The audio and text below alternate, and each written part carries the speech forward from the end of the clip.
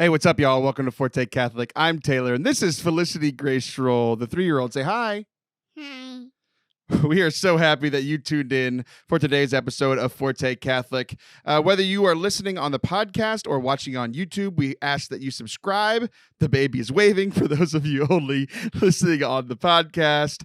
As many of you know, Forte Catholic is a non-profit organization. If you have enjoyed any of our episodes or if you are enjoying any of the other things that we are doing, like producing 20 other Catholic podcasts, we ask that you would support us by not only hitting that subscribe button, but you can give a tax-deductible donation over at fortecatholic.com/donate. I love you. Enjoy today's show. Say, I love you. I love you. All right. Enjoy today's show.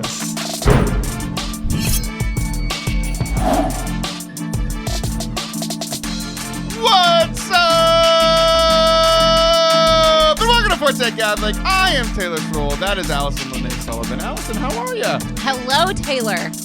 How are you? I'm good, mostly. There you go. Yeah. I like that. Isn't that rhetorical anyways? We asked like, no, I do you actually really care. mean it? No, you don't. I actually no, care. No, you don't. Yes, I do. I'm having a really bad day, Taylor. Where can I start? Oh, now The I'm having very a bad day. beginning. You called me Tyler.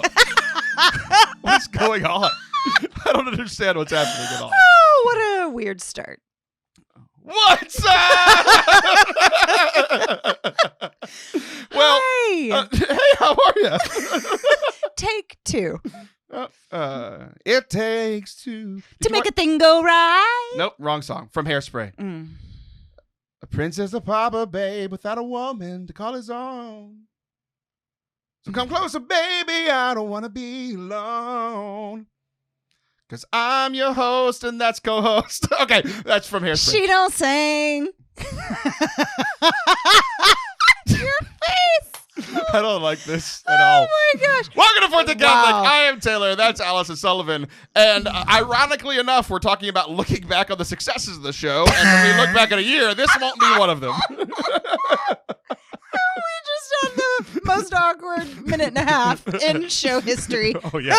You guys should see how it is between segments. So the stuff that doesn't get What in. in the world is happening? Okay. I don't know. Well, anyway, so as we're recording this, it is the 1-year anniversary of Taylor Schroll leaving his job and starting working for Forte Catholic full time. I want like studio noise here. I want like, yes. There's no one else here. Like no one else would fit in here. This isn't a big enough room. It's true. We could have one other person sit over there and they'd be uncomfortable. It's true, but yes, raucous applause. Well, good. I'm glad that you're excited. It's weird to me because this year has felt, every day has felt so long that the year has felt short.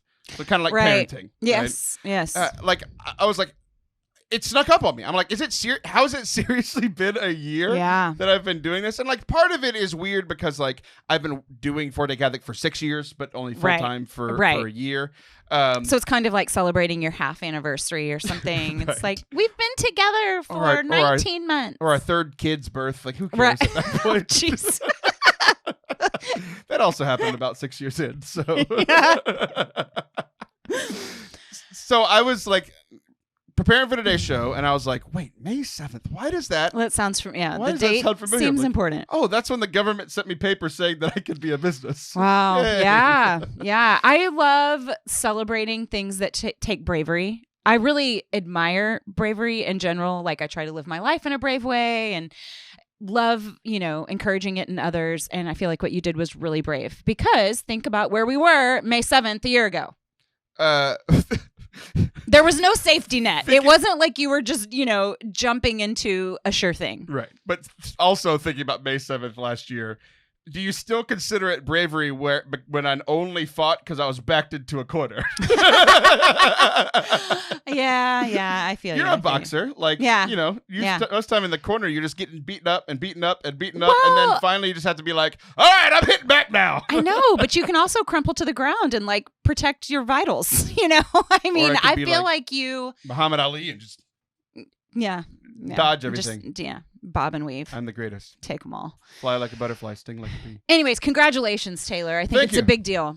So I was looking back and I'd be like, you know what? It'd be a really interesting thing to see. Because like, what does Forte Catholic do? Obviously, we do this show. we have had 52 episodes in the last year because we've put out an episode a week every year, and over the last year we put out an episode every week. We also started building up our YouTube, so we have 2 or 3 videos a week on YouTube. But then I was like, okay, if not only have I recorded 52 episodes and edited and published 52 episodes, the other half of what Forte Catholic does is audio production for other Catholic podcasts. People. Yep. And I was like, I have been busy for the last year. Yes. So I went and looked it up. 20 shows are now in production. When this started, there were 6. So in the last year, it went from 6 to 20. How many episodes of podcasts do you think I edited can't even in the imagine. last year? I don't know. 324. Oh my gosh. Almost one a day.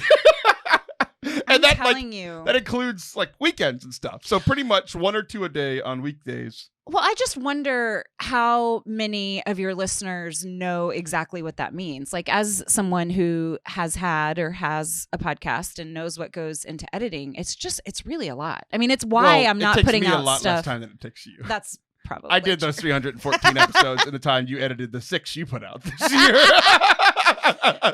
Yeah, I'll take that. That's just facts. Yeah.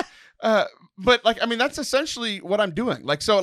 Obviously the listeners of this show know that I do this show because it would be impossible for you to be listening right now if I didn't, right? Yeah. But I was thinking about it. It's we've gotten, almost 100,000 downloads in the last year. That's exciting. Mm-hmm. But then I was thinking about how many people have listened to work that I have touched this year. Mm. So if I did 324 episodes, and I know that a lot of them have hundreds of thousands of listeners,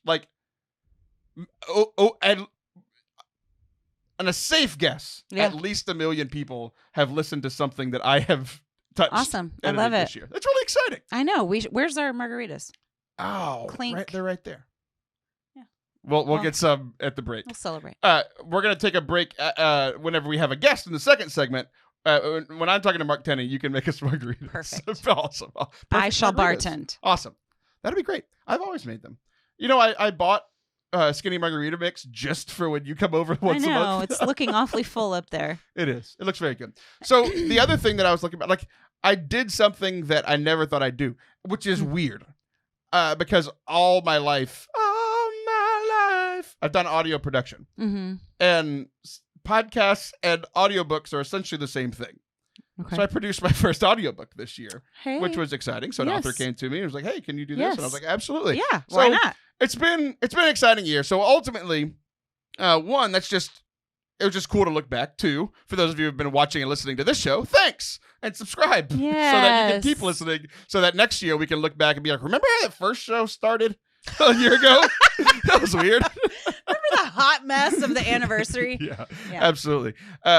But it's been a good year, and I have really enjoyed doing the things that I'm good at, which is I think this show. Yeah. The reviews from last week may disagree, but I've enjoyed it, and it's just been really cool to do all that kind of background work, which has been interesting for me because I've always been a front man professionally. Yeah. I've been up in front, so it's been really cool to kind of take a back seat and just be.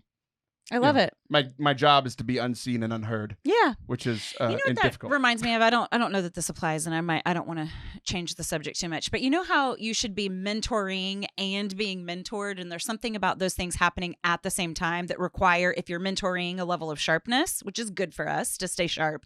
But it also, being mentored, requires a level of humility in order to, take instruction. There's something about having both at the same time, which feels really balancing. I feel like you being the front man for this, being the strong voice, having the ideas, doing a lot of creating, and then also at the very same time and very intentionally taking the back seat, kind of working on finer details, not quite the visionary. I just think it's making you a really well-rounded human.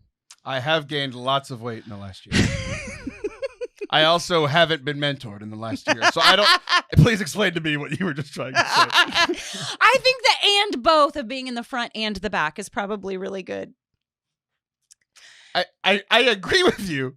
I just don't understand how mentoring came into the picture.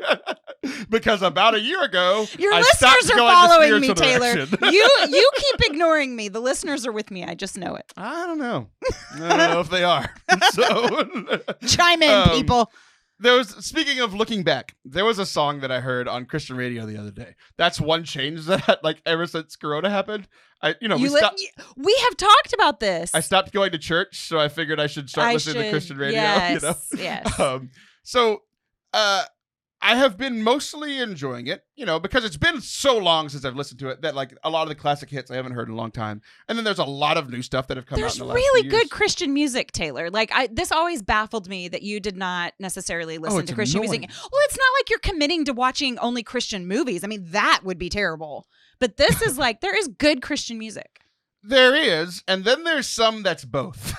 Okay. Like this song we're going to focus on today. Okay. So I love this song and the message of this song. Yeah. There are 2 lines of this song in the chorus that in Christian music, you sing the chorus 87 times. Sure. So it almost ruins the song for me. You got hung up on a detail? 2 details that I think are quite important. Okay. But it starts off very well. Okay. This is called Yes He Can by Cain, which I didn't realize until just now. Cain. We're supposed to be more like Abel, and I'm more like Cain. So maybe that's why I connect with this song. Sometimes I wonder, is he faithful? Big capital H. I'm like, oh, yeah, yes. Sometimes I do wonder if he's faithful. Mm-hmm. Does he see me in my trouble? Does he understand? Sometimes I question if he's able. So like, this is like, does God care? Is God who he says he is? Does he care about me? And is he even able to do it? Can he do it? Yeah. Can he rescue? Can he save me? Again and again, question mark. And then it says, but when I look back, and then that just ends the clause. So it was going very well. Then he's like, but when I look back, and then it goes into the next verse that has nothing to do with anything. Or it goes into the chorus. Okay. So I'm already like confused, but I was like, yeah. Sometimes I wonder if he's faithful. Does he see me in trouble? Yep. But when I look back, long pause. And then we get to the chorus. Okay. Have you ever thought of those things that I'm agreeing with? Am I the only one agreeing with questioning? No. I think I love it when people are honest about, their doubt. Well, good. Well, that's what I'm doing. So then we get to the chorus. Can I say why? Can I say why I think it's important to be honest about doubt? Well, I gave you a chance to talk. And I'm taking it now. I'm sorry that I had to process something. You know what you did? You did like the end of the verse. You just paused mid-sentence, and there was more to say. Yes, indeed. Okay, so I think that when you lean into doubt instead of like, oh, I'm not supposed to feel that. I should, let's be as I ought to be instead of as I am. But when you lean into doubt, it allows you to experience faithfulness at like this higher level. When you're willing to go to the very depths, you experience new heights. 100%. And when we try to lop off the edges of either or, then we're just not getting the fullest experience. Okay, so I that 100% was my thought. agree with you. Yeah, right? so I love leaning into doubt. It makes me happy. So like for the people who have been listening for the last year, know that for most of the year, I felt like the verse. Sure. And then I've kind of transitioned into the chorus. And I'm just, the chorus is a little more positive, but the chorus is also frustrating in the beginning. So maybe it was like a transition in my life. Like it was bad and then really frustrating and then good. It said, did he move every mountain? Did he part every sea? So here's where I have some problems. Did he move every mountain? This comes from like, the idea is from the gospel where Jesus is like, if you had the faith of the mustard seed, you can move mountains. And did God create all of the mountains? And do the mountains move? Technically, they're rotating on the earth and that's rotating in the solar system. But like, there's not a story. Like that was like, apparently no one has the faith the size of a mustard seed because there's no story of some mountain being moved. Okay, but fine. That the mountains, like when they were created, then they stayed put. This is your complaint? Yeah, like no mountain has moved. So it's like, it's supposed to be like, so here's the rest of the chorus. It says, yes, he did. So yes, he can. That's the positive part. Yes, God did this. So he can do something in the future. But you're saying he didn't move a mountain. He didn't move the mountains. Hold on. You're saying he only created it. My problem is not with God. My problem is with Cain. Thing. Okay. Did he move every mountain? Like this is when you ask questions, this happens all the time in preaching where people ask a question. They're like, I really don't love my wife. Can I get an amen? You're like, no. Like, you can't. You can't get an amen. So like people ask dumb questions and expect a response. And the congregation's not paying attention. So somebody says, can I get an amen? What does everybody do? Mm-hmm. Everybody says, amen. Then you realize, wait a second. Slow down. Like, okay, so you're hung up on the technicality of God did not technically move a mountain. He only created it. He didn't. And then it goes even further. Did he part every sea? No. He historically, very famously parted one sea. This one I'm with you. This one I'm with you on. Because that really does imply that he split a bunch of seas in half. Right. Like what I like imagining, if this is true, is that he parted one and it's one of the most famous events in all of human history. People who aren't Christian know that story. Okay, but I feel like what you're doing in the first part is you're kind of skimming over greatness. You know, like greatness, because we're used to it, is really easy to just pass over. Like, yeah, he made the mountains.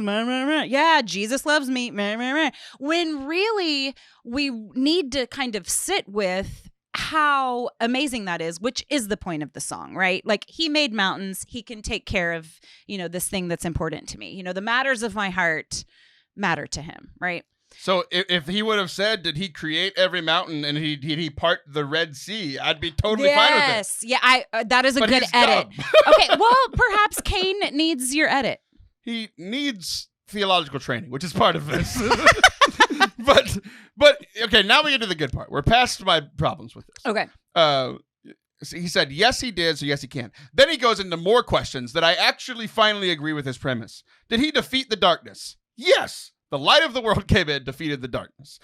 Did he deliver me? Yes, he did. So yes, he can. Yes, he did. So yes, he can.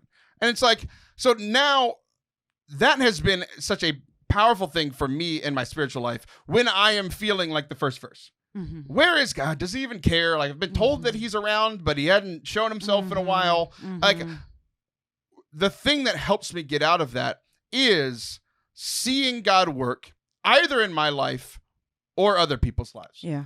Other people's lives is helpful. It's like, oh, like, so I can hear you say a story of how God, yeah. It's like, that's really nice. But also there's a part of me that's like, why is he ignoring me? Right. Yeah. That answers one of the questions. Like, can God do big things? Yes. But there's that question of, does he care about me? Will he? Yeah. Right. Yeah. The answer can be no. It can feel like no at times. Right.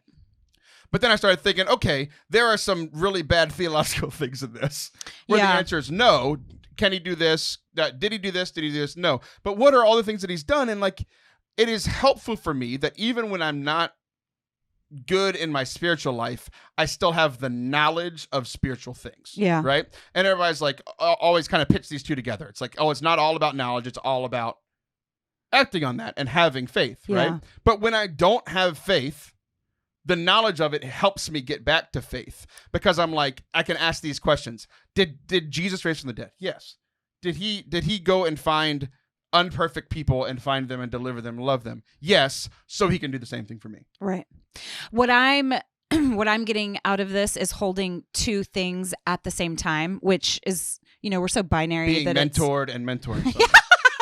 Yes, thank you. Not at all. I was making a terrible analogy to equal yours. But you have this God that is so great that can create a mountain and that can part a sea. Is there a tenderness to him at all? Because I don't doubt the power. I think that thing happened and exists, and I believe that. And even though it's unbelievable, I accept it as true. And I have a file in my brain for accepting things that seem impossible but are true. I mean, whatever my microwave does, like that's amazing. That my deodorant says like right there on the bottle that it works with my body's natural chemistry. What does that even mean? How's that work? That's called marketing and it's not true. I don't know, but it impresses me every single day, Like I don't know how these things are happening, but they are. And so you accept something that seems impossible but is true. So you have that, but then you couple this power with the friendship of God. Like, because if something's going to be that powerful, if something's going to be that mighty, like what are the chances or, that it's tender too, And so we have a God that shows us his wounds. Like here's this mighty, powerful, all-knowing that shows us his wounds. Like, and so having those two things at the very same time allows me to go, yes, he can. And yes, he will. It might look different than I've imagined, but earthly love often looks different than, heavenly love. So what did we learn this segment? We learned that Allison doesn't know how to start a podcast. We also learned that God didn't move any mountains and has parted one sea. But we also learned that he's done a lot of really other cool things too, and because of that, we can grow and move forward in our faith. I'll be right back with Mike Tenney. We're going to talk about the Falcon Winter Soldier and how we saw faith kind of coming out of that show. Allison's going to take a break and make margaritas because she doesn't care about that segment at all. If you don't either, we're getting into spoiler stuff, so you can always skip forward to the final segment where Allison and I are going to come back and talk about her TikTok life. Don't go anywhere. What? You guys know that I'm a huge fan of the Ave Explores podcast run by my friend Katie Prejean McGrady. I was just listening to it the other day, and I was reminded of a quote that says, "Science and religion are opposed like the finger and the thumb." So many people like to pit religion and science against each other, but instead of opposing that way, they are two things that work together to show us God's creation and his revealed truth. They are doing a series on science over on the Ave Explorers podcast. So go subscribe today. I love it. I've listened to every single episode that's ever been out, and I'm really enjoying this series. So again, subscribe today to the Ave Explorers podcast with Katie Prejean McGrady. Welcome back to Forte Catholic. I am Taylor Schroll, and Allison has taken a step aside because we're going to be talking about Marvel, and she doesn't care at all. So I am joined by a guest, Mr. Mike Tenney. Mike, how are you, man? I'm doing great, Taylor. It's great to be on the show. Great to see you again. I had you on my show a little while back.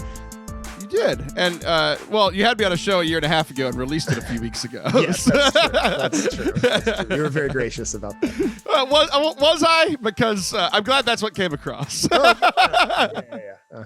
Well, for those of you just listening on the podcast, Mike has 87 guitars hanging behind him.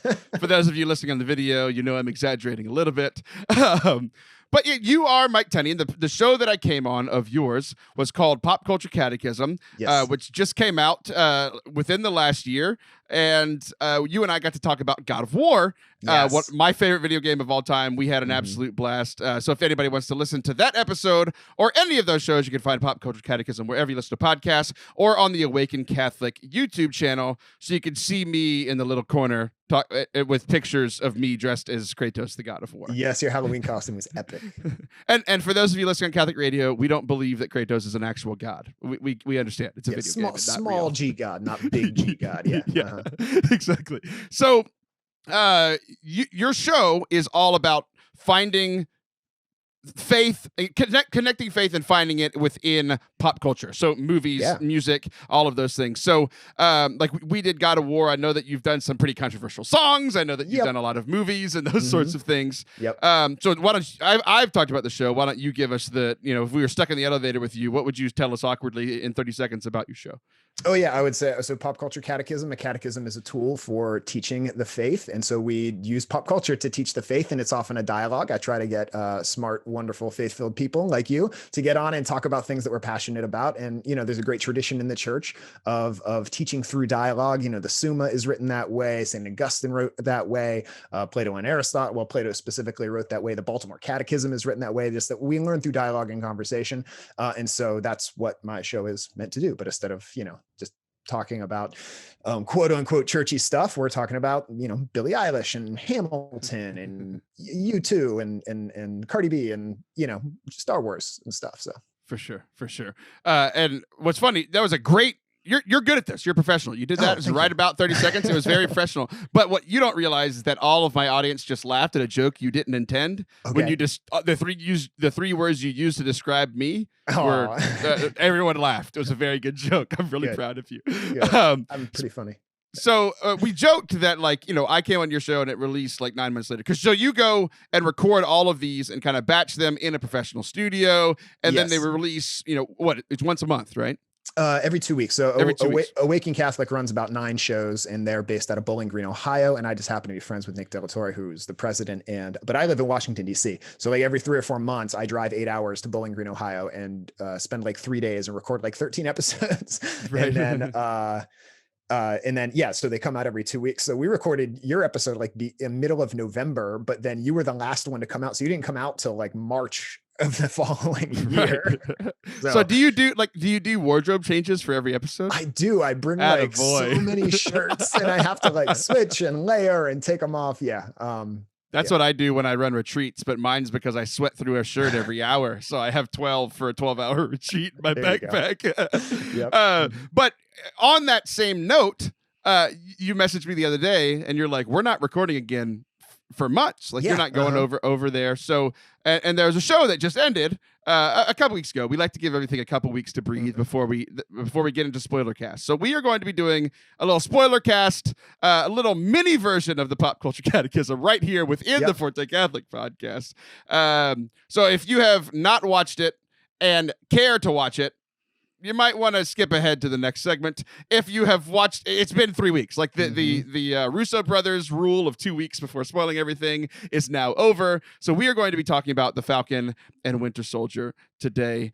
So I want to open it up to you first because this was your whole idea. You're like, hey, let's talk about this. So why did you want to talk about Falcon and Winter Soldier in the context of something vaguely Catholic? So the first thing it's just great to get to know these kind of lesser characters. Like they're minor characters in the, the epoch one or era one. I forget what you call it, but the Infinity era, Sam and Bucky, they're kind of minor secondary characters, but here you really get to see them become more fleshed out. And it's a great kind of buddy comedy.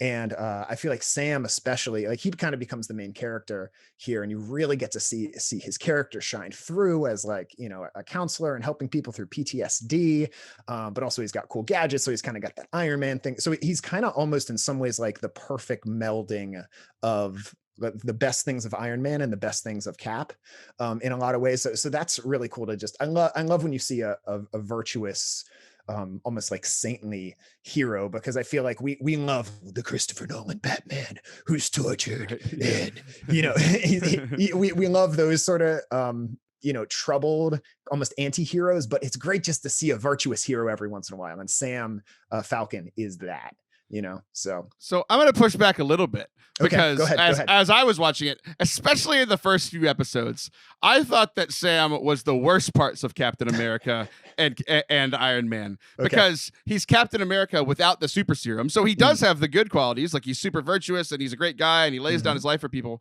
but he gets his butt handed to him multiple times because he's fighting super soldiers and he's just a dude. And he's also the worst part of Iron Man because he has all the high-tech gear, but doesn't know how it works because he didn't invent it. So I came into it like these are minor characters for a reason. They're not as strong or powerful as these other guys. So I came in kind of frustrated, and over the course, like they kind of won me over a bit, but just like you had to be Team Cap or Team Iron Man back in the day with Civil War, I was totally Team Bucky and still am. So well, I also love Bucky. I don't know if I have a team. I think they're both great in their own ways.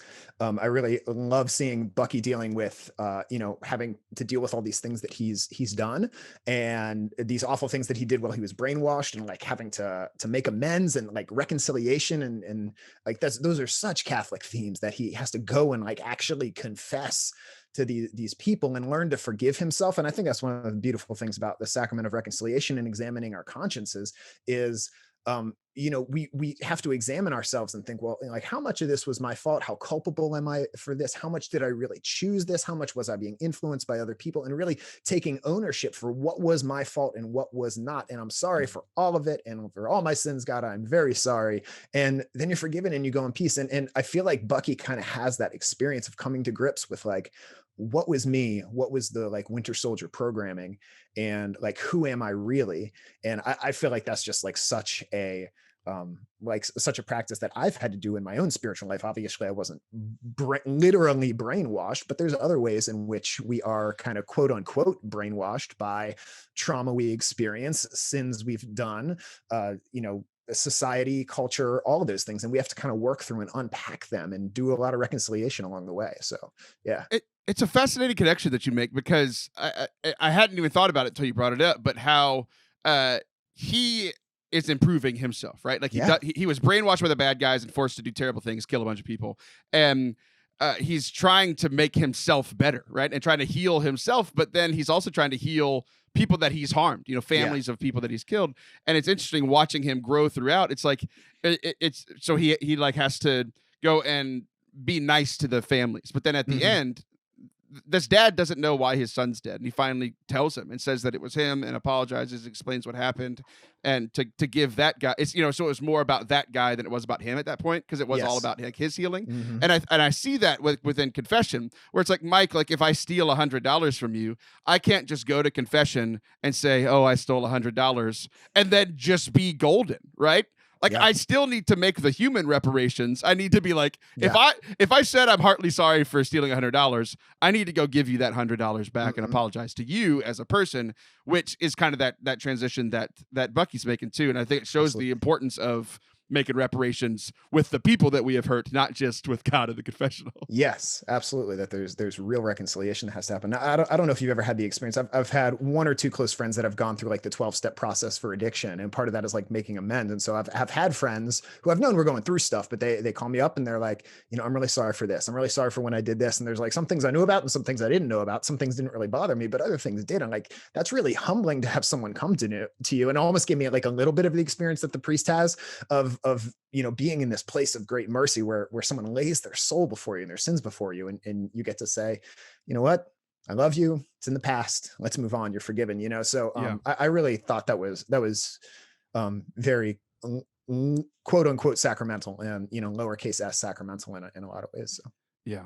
That's really cool. You mentioned like the buddy comedy part of it and like these two guys. So Captain America is the quote unquote perfect person, right? Like the dude never messed up. And then he has these two guys that are kind of his right and left hand man in Falcon and the Winter Soldier. And now they're, it was weird like when Captain America died or, moved on at the end of phase 4, right? At the end of the Infinity Saga, right? Yeah. And he gives the shield to Sam, and then Sam gives it to America because he doesn't feel like he's really ready for it, doesn't feel worthy. And this whole time, him and Falcon and Winter Soldier are going at each other, and they're working together, but they don't really like each other. They're kind of both frustrated that Sam's like, did I do the right thing and give it the shield? Bucky's mad at him because he gave up the shield. He felt like it should have been his and all this kind of stuff, right? And they're arguing, and there's this point towards the end of the series where like sometimes you can be in arguments with people, like I'm married, you have people that you're close to, best friends, coworkers, where you're arguing, you not really understand why. And then finally, all of a sudden somebody says something and like, that was the underlying issue that nobody really realized. Right. Yeah. And that's what we get to with Sam and Bucky. And Bucky says, like he finally reveals why he's so mad at Sam for giving him the shield. Because Captain America chose to give him the shield and Sam gave it up. And Bucky says, well, if he was wrong about you being the next Captain America, then he could have been wrong about me. Essentially saying like Captain America saw something in me. He saw the good in me, even after all the bad that I did. If he's wrong about you, maybe he was wrong about that. And maybe I am this bad person. I found that fascinating. And I see both of them struggling to live up to Steve, who's like this saintly, awesome character, and they're talking. One of the questions they ask is like, does power always corrupt? Like, is every super soldier going to be evil? And they say, well, Steve Rogers wasn't. I forget exactly who was having that conversation, but it happens at one point. And so Steve kind of leaves this legacy for Bucky, and like Bucky ultimately he overcomes that corruption. And it wasn't really all his fault, but it's because he has Steve accompanying him and showing him the way and being his example and lifting him up. But you see both of them struggling with like the evil of super soldiers and the evil that America has done and America's legacy. And that comes out really hard with Isaiah, the black super soldier who had been mistreated by America. And you see the whole racial legacy of injustice. You see Sam struggling with that. And it just reminds me of what we deal with in the church is there's this vision of the church of one holy Catholic apostolic bread for the world, God, Jesus's, mission. But then the church so often fails and we have scandals, we have betrayals. And even within myself, like I have this vision of who I'm called to be, the holy best version of myself, but then I know I'm a sinner. And we see this with America in the same way. Like America is all about liberty, truth, justice, and the American way and inalienable rights. But then we have these horrible things in our history and even things that are injustices still happening today. And Sam kind of has to choose the vision and be like, well, I'm not ignoring the reality. I'm choosing the vision. And I feel like so often in America, there's fights between it's like, America's good because of the vision. America's bad because of the reality. And you see Sam say, the reality is often bad, but the vision is good. And that's what we're here to live up to. And I feel like that's something I can totally apply to myself in my own spiritual walk. I can totally apply to my frustrations in the church is like, yeah, we hold on to the vision, even though there's this negative reality. And we have this tension of trying to live these redeemed lives in this unredeemed world. And I feel like the series handles that in a really beautiful way. Yeah, I could feel myself oscillating back and forth. I mean, especially over the last couple of years with more scandals coming out, where it's like every other day, maybe even every other half day, I'm like, focusing on, well, the church is still good and we're going to keep moving, and the church is so bad, what am I even doing, right? Like you can oscillate back and forth between those. And it's interesting that you mentioned like tying that together with Sam and Bucky looking up to Captain America, right? Like, how did those two succeed it can be a pathway for how we're going to succeed. They had the saintly character of Captain America to look towards, and then he dies, right? So like pretty obviously our saints, right? Somebody who lived a dang near perfect life, was a beacon for love, joy, peace, patience, kindness, like all of those things. Yeah. A beacon for truth, a beacon for all of those things. And we can look to those people, and that can be our goal. But we also need the people who are imperfect. Sam's imperfect and Bucky's imperfect. We see that in the show. And they need each other. They need each other, and together they can make each other better, right? So we all have those relationships. We have the relationship with God, who is perfect. We have the relationship with the saints, who are perfect now, and we're really close to it in their lives. But we also have people like, you and I, that can encourage each other, right? That are imperfect people, but striving for that good, like you were saying, like what America could be, what the church could be, and maybe the reality of what it is. We're in the reality, and we need people to walk forward with us towards the goal. Yes. Amen. I love what you said there. And it made me think of like the legacy that Steve tries to pass on to them, represented by the shield. The legacy that the saints pass on to us and Jesus has passed on to us is not meant to just sit in a display case, right? Even though we don't feel ready for it, even though we might screw up sometimes, we're meant to go out into the world and use that legacy and spread the love of God to a world that so desperately needs it. It can't just stay in a display case. We need to try to live it, even if we don't feel like we know how. So. Yeah.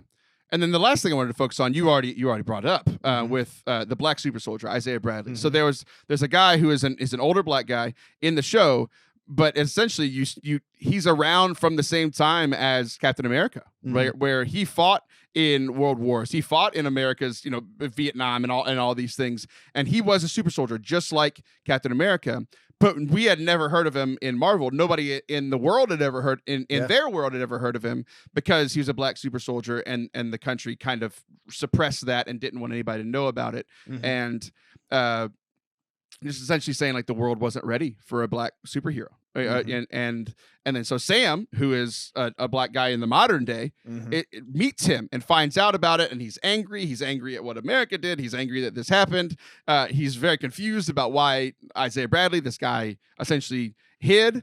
They have some very powerful conversations where Isaiah, you could tell that he's been very hurt by what has happened. Yeah, understandably, right? Understandably, rightfully so. Yeah, very hurt by what has happened, and he's essentially trying to tell Sam, the younger black guy, to be careful, right? And say like, protect yourself. It's not about America. Like, he used to have the ideal, and he doesn't have it anymore because he's so much in the reality because of all the hurt and the pain that America has caused him.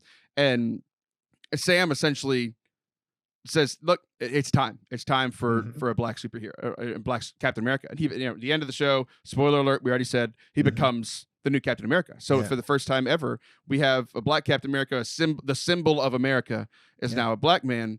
And what were your thoughts on that? And he's not trying to gloss over the legacy. He's like, I know that America has hurt some people. I know that this shield doesn't represent good things to everybody, but I'm going to try to represent the good. I'm going to try to to represent what's best about this country, the vision, not the negative reality. I'm going to try to deal with the negative reality, but I'm going to try to represent the vision and be the best and lead people, not just with my superpowers, not just with my cool technology, but with my compassion and my empathy. And he gives this impassioned speech at the end, which is kind of like a culminating moment. And I just think it's so cool the way that Marvel when in a time when racial tensions are so touchy and a lot of people don't even want to talk about it.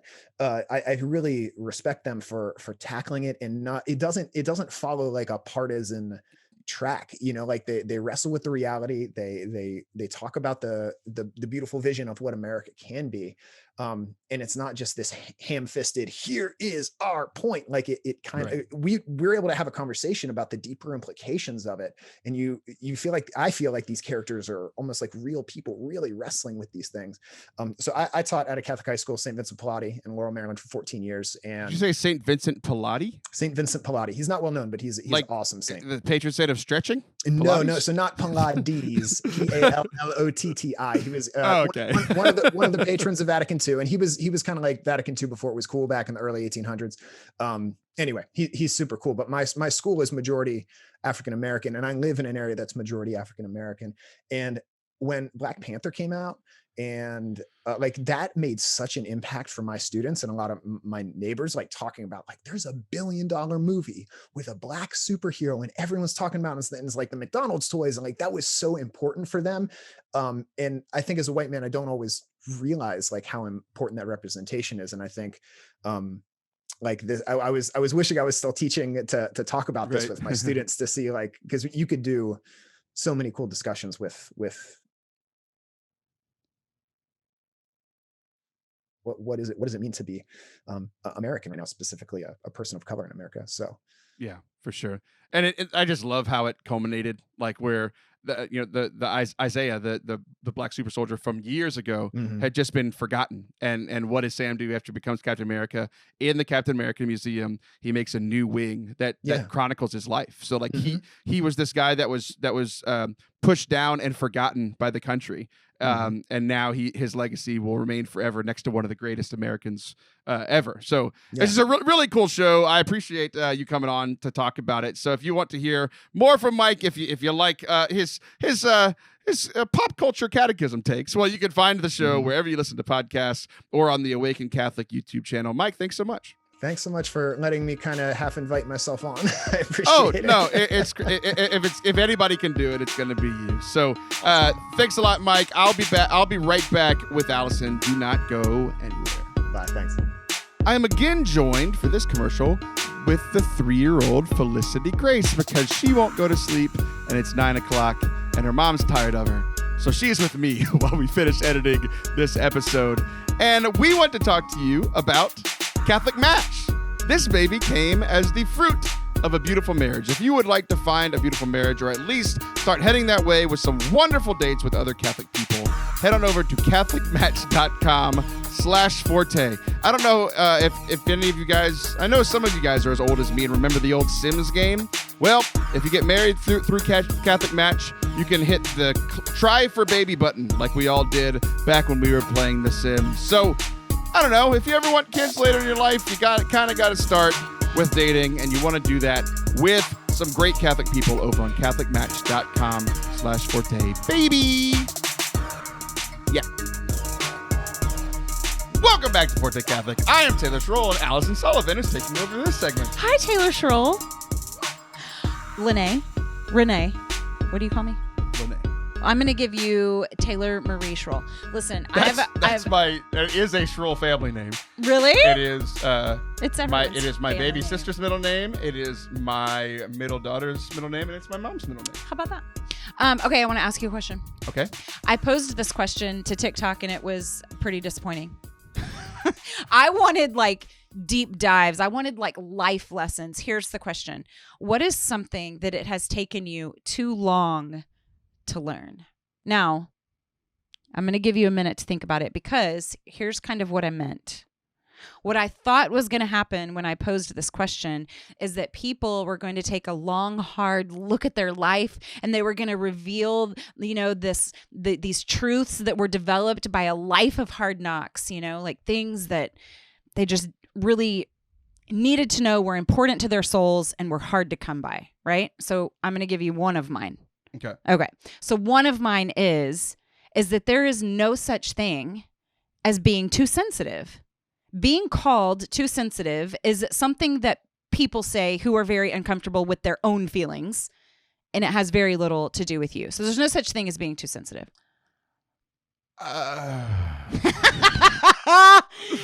Go ahead, poke holes in everything. Go ahead. I think you little contrarian. Calling someone too sensitive is something that it took me too long to learn to not do. Well, look at that. But I do think that people can be too sensitive. What did it take you? What's another thing that took you too long? No, I want to talk about yours. Because I do think that people can, there are people who have had feeling towards me when I did nothing to them. There are hundreds and dozens of hundreds of other people who have been hurt by something that I did that was rude or mean, right? Mm-hmm. But there's other times I'm just like, why are you acting the way that you're acting? Like, I have done nothing to you. Sensitivity is my superpower. It's what makes me able to love well. And so now I'm protective around that.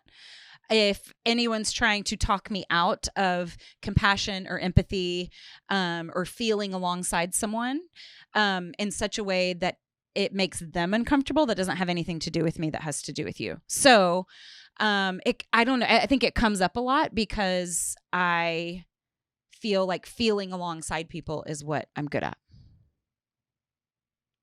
Empathy's a good thing. I don't know how empathy got brought.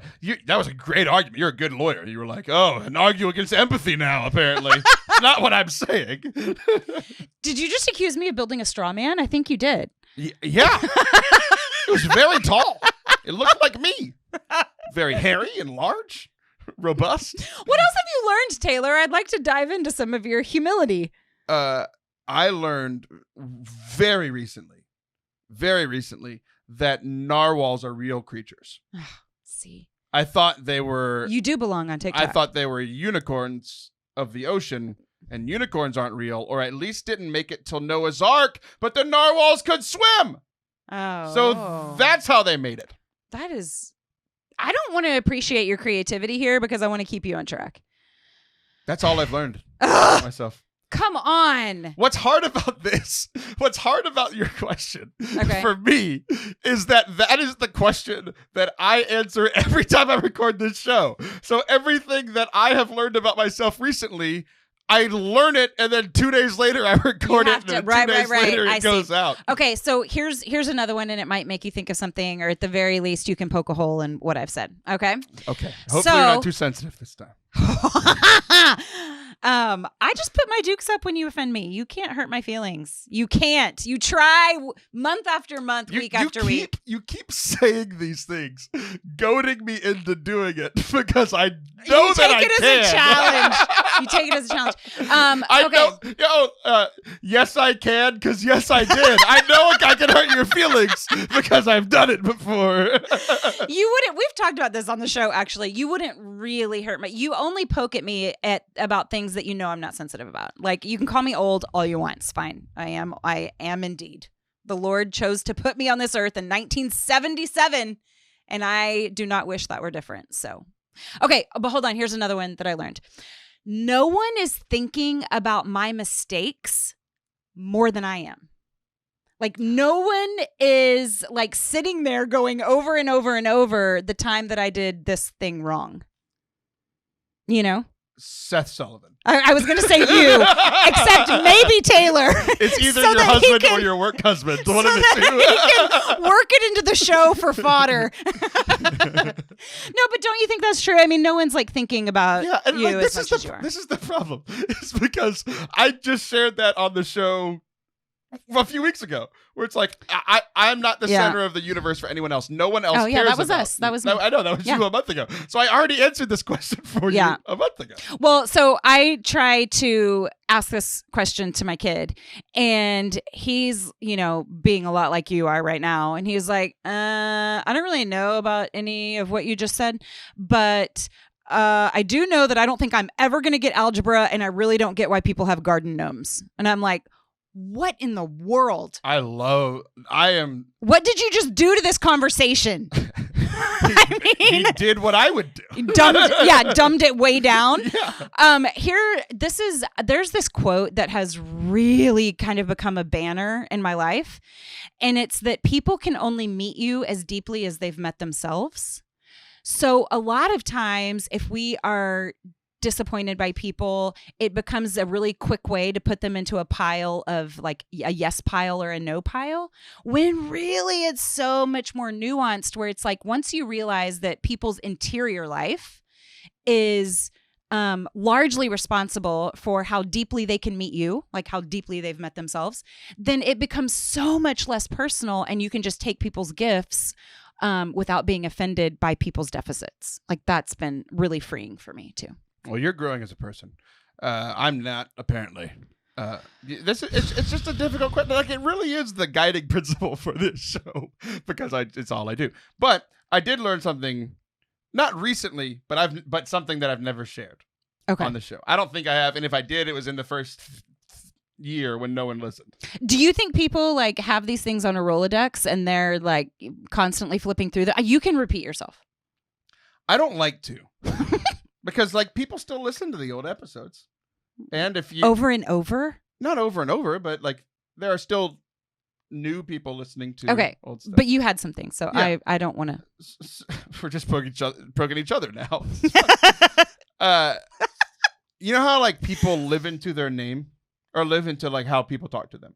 So, like, if you're called stupid your entire life as a kid, you're going to think you're stupid. Sure. There's, like, famous test subjects. Yeah. Where they like, people who were geniuses. There was a kid who was called dumb. Everybody thought he was really stupid, but he was like, now we know that he was one of those, like, so smart he didn't have any social skills. Mm-hmm. Like, they called him stupid because he didn't know how to. He wasn't like talking very much or something. Yeah. But he was the smartest one out of all of them. They did IQ tests, and he's brilliant. And he ended up becoming like a multimillionaire running a business. Yeah. But it wasn't until he realized later in his life that he was actually smart, because he believed them when they told him he was stupid. Do you know what Allison or Sullivan means? No. I have a feeling you just looked it up. I don't know what yours means. Actually, I do. Allison means anointed. I've been told that. I think you have lived into your name. Oh, cool. 100%. Oh. Sullivan probably means also annoying, and you've lived into that as well. Anointed and annoying. It was so funny because I was just about to say, look at you paying me a compliment. Yeah. No, you got to keep poking. Yeah.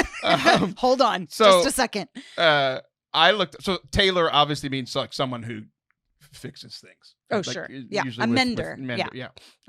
So like it's funny that we started the show talking about I fix people's audio. So yeah. I believe that. Yeah. And you wanted to fix Kane's song really bad. Oh, just yeah. a tiny little edit. Just stop singing the chorus 18 times if it's going to be wrong. But Schroll, which is my last name. I'm dying. Please. Lord, deliver. Hold on. In the name of the Father and the Son and the Holy Spirit, please deliver here. It's so good. It's so good. I'm on pins and needles. Schroll, directly translated, come on, means uncouth. Yes! Yes! So I do not have any couth. Do you know what that means? In Jesus' name.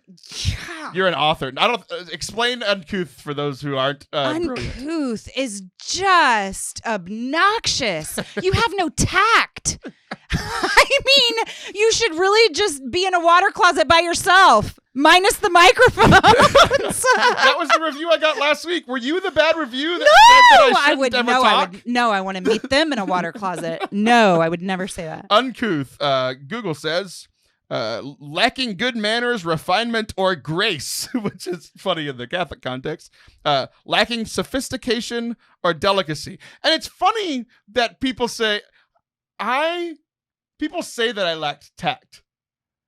I choose to say everything that I say. Right. I use there is tactics, a filter. Yeah. Oh, but I don't have tax. that's funny. That's really funny. The other one is ungainly. Do you know what ungainly is? Unsightly? Like awkward, clumsy, or Yeah. an ungainly, like clumsy walk, Uh-huh. unwielding, hulking, gawky, awkward, boorish, rough, rude, coarse, Boorish. clumsy, gross, and crude. Oh my God. It makes me so happy.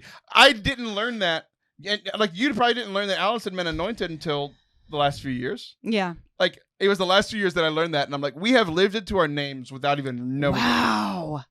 That is so interesting. I mean, we need to do this experiment on all the hosts. We need to. Yeah. Yeah. Anthony, because of Saint Anthony, he's always lost, so we have to pray to Saint Anthony to find him. All right, good. This is gonna be fun. John, because John, the beloved disciple, was cast off into an island by himself to be lonely. Mm-hmm. Oh. So Silas, my oldest, means man of the woods, and the kid has wanted to stay barefoot outside his entire life. He's just this little Huck Finn of a person. Well, you want to know what comes for him later? I didn't wear shoes for anything. I would come home with completely black bottoms on my feet. Yeah. You know what comes later? Plantar fasciitis as an adult. Tell that kid to wear shoes. Good to know. Okay, so we're gonna wrap up here. This whole segment started with you talking about you and your son and asking him a question. We're gonna end with I never thought about this story this way, but the whole story of Jesus saying who is without sin should cast the first stone. Okay. And people have made the joke before that Mary threw the stone, Mary threw a stone. It's like, Mom, right? But I always I don't understand putting myself in Mary's shoes in that scenario. And you're listening to your son say this. Mm-hmm. And you're just so awkward. You're like, does he want me to throw a stone? I feel like either way, he's if he wants me to throw a stone and I don't, then it doesn't prove the point that I'm sinless. But if he doesn't want me to throw a stone and I throw a stone, it's going to ruin his whole point. He's so awkward for me. That is quite scenario. the double bind. It really is. It really is. Well, that's our show for today. I'm Taylor Schroll. That's Allison Sullivan. You can follow her on TikTok at Sullivan Family TikTok. You got it. That changed recently. Stick close with us at Forte Catholic, wherever you listen to podcasts. Hit the subscribe button or I'll never love you. Say it.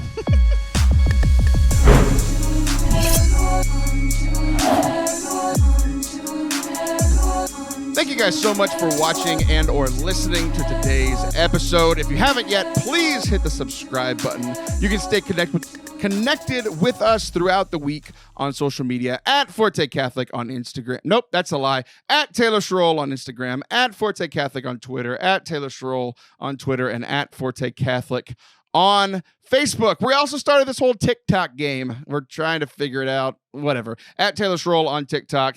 Get connected with us. We'd love to hear from you. Thank you. God bless. And we'll be back next week.